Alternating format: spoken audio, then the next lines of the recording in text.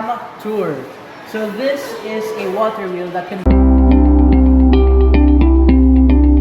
potential energy into kinetic energy.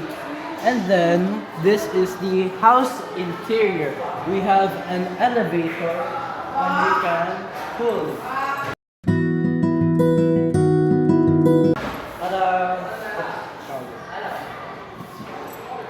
Then we have a ramp here that converts potential energy into kinetic energy.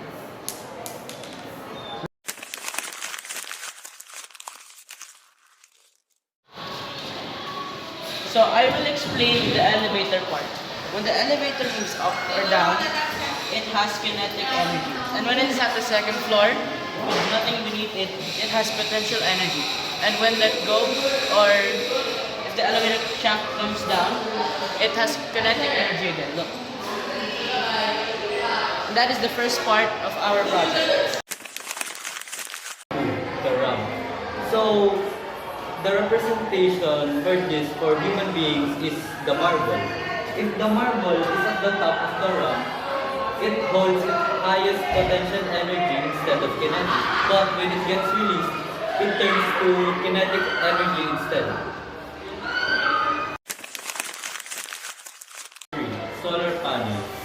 An example of this is in the house where the solar panel is obviously at the top. The solar panel absorbs the heat or the photons coming from the sunlight, which is kinetic energy that gets transformed into potential energy, that is electrical energy.